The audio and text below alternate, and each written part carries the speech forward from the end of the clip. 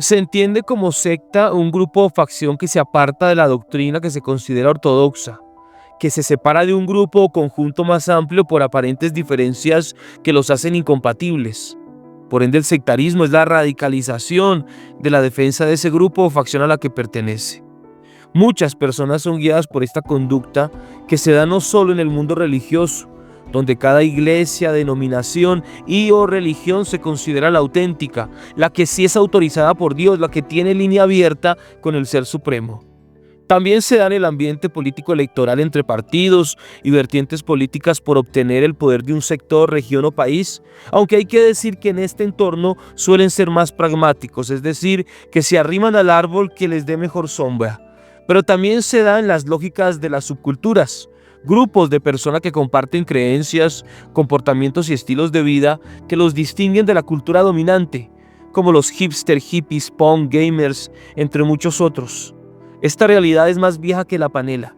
En tiempos de Jesús también existía esta tendencia, pues los religiosos tenían tensión contra los que no lo eran. Los judíos tenían tensión con los gentiles o extranjeros.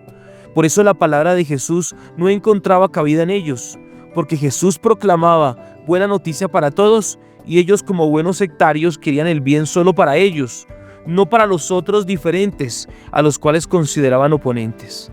Pero leamos cómo lo describe Lucas en el capítulo 4, versículos 16 al 30, en la versión Reina Valera de 1960.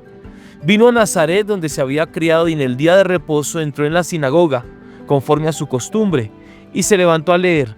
Y se le dio el libro del profeta Isaías, y habiendo abierto el libro halló el lugar donde estaba escrito: El Espíritu del Señor está sobre mí, por cuanto me ha ungido para dar buenas nuevas a los pobres, me ha enviado a sanar a los quebrantados de corazón, a pregonar libertad a los cautivos y vista a los ciegos, a poner en libertad a los oprimidos, a predicar el año agradable del Señor.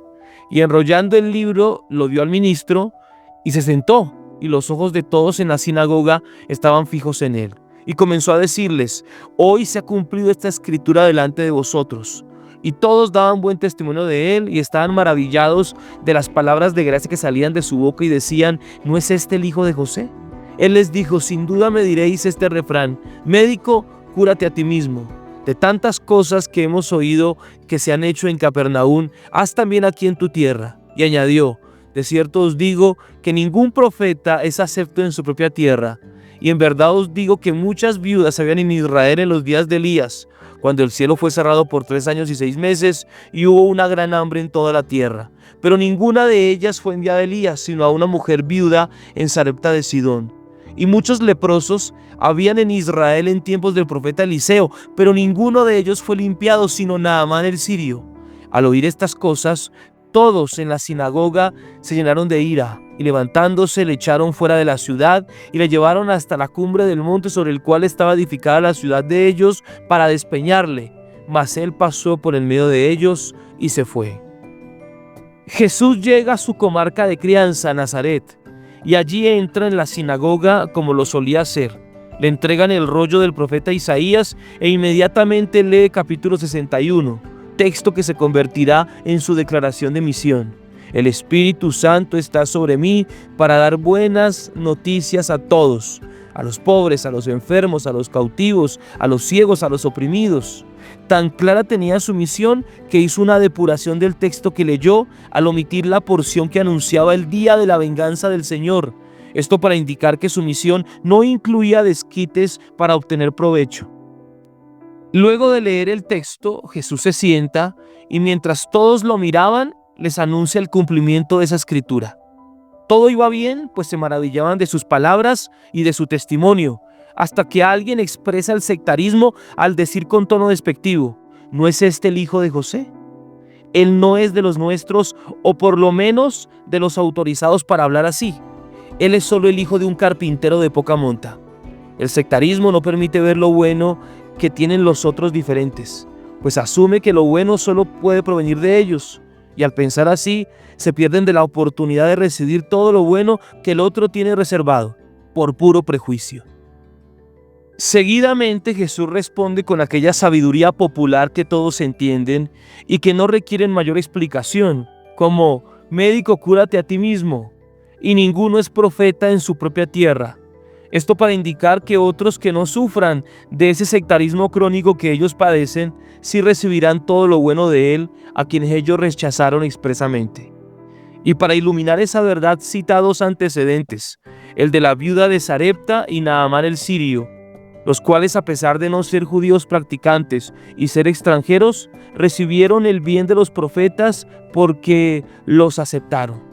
El sectarismo rechaza al otro que es diferente y al hacerlo se pierde de la bondad que intrínsecamente tienen por ser creación de Dios.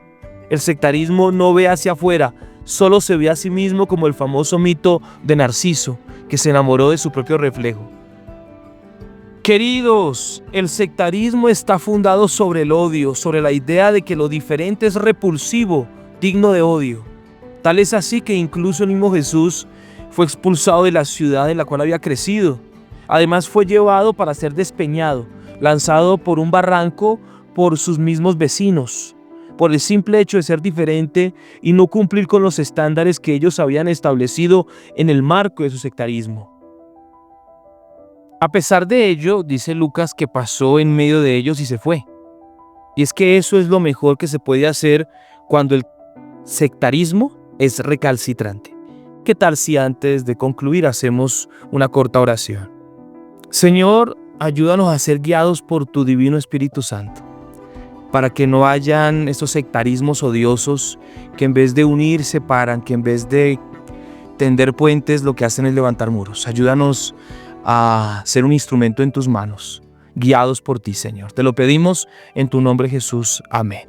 Mis queridos, un fuerte abrazo. No olviden compartir el podcast y seguimos aquí en Razones para Vivir. Bendiciones y chao.